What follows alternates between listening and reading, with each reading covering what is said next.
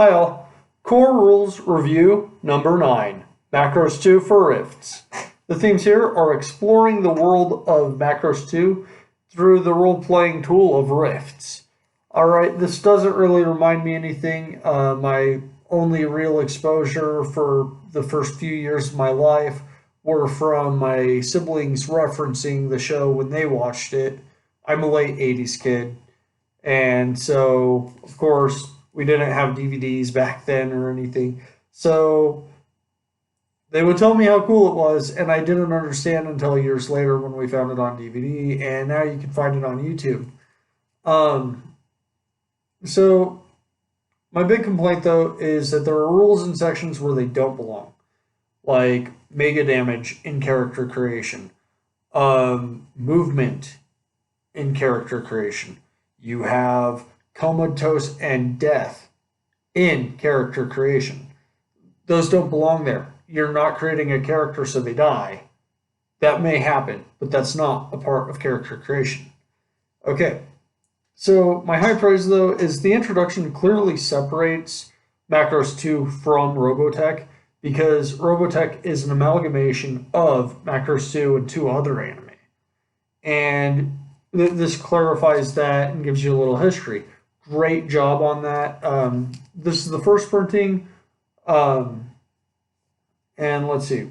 So the key points here are the contents on 4.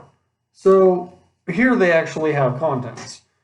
And they did not do this a whole bunch. Like Rifts, like I have... This is a good job on that. And then you have the glossary on 6, and that explains terms, obviously.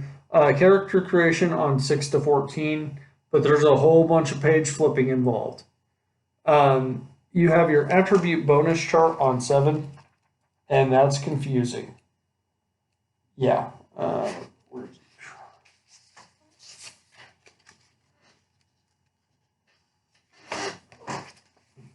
I mean, yeah. You have occupational character classes on 10 to 12. It describes you needing to take these things and their advantages. It doesn't describe them at all. It doesn't give you your options. It just says what they do for you. And then on 15 and 16, you have the experience breakdowns for levels 1 to 15 based on each individual occupational character classes. And then finally on 91 through 103, you actually have the descriptions and the advantages that you gain for choosing the character class. Yeah, so 10 to 12, then you have 15 to 16, and then 91 through 103. What? Yeah. Then you got to go back, and then you look at alignments on 12 to 14, and you have 3 basic archetypes of alignments. You have good, selfish, and evil. And let's see, 12 to 14. And under good, you have principled and scrupulous. Selfish, you have unprincipled and anarchist. And evil has miscreant, aberrant, and diabolic. That's kind of interesting.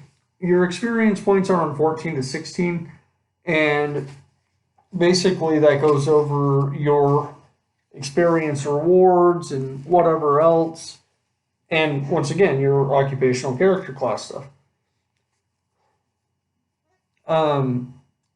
Your optional characteristics are on 16 and 17. They like your birth order, how high and how much you weigh, and your age sort of situation.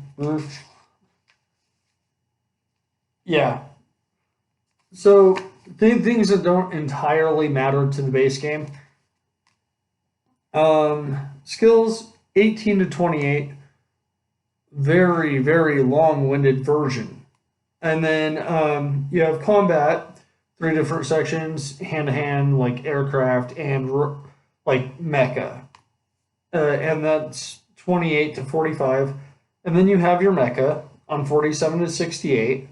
And then equipment, ranging from vehicles to personal equipment and body armor sort of stuff, on 68 to 77. Then you have the Marduk and their troops on 77 to 90. And then you have the setting description on 104 to 107, giving you a brief overview of what Macross II is all about. And then you have setting specific non-player characters on 107 to 110.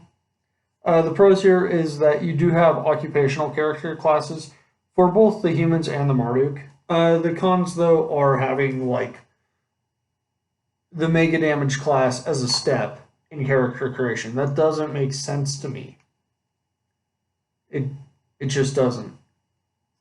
Like, or the comatose rules, or lifting and carrying in character creation. Like, why? But I do recommend this for lovers of macros. And anybody confused on Robotech can read the first introduction section and really get a clear understanding of what happened. And that's Kyber 1's review on Macross II, the role-playing game by Palladium for Rifts. All right, Kyber 1 out.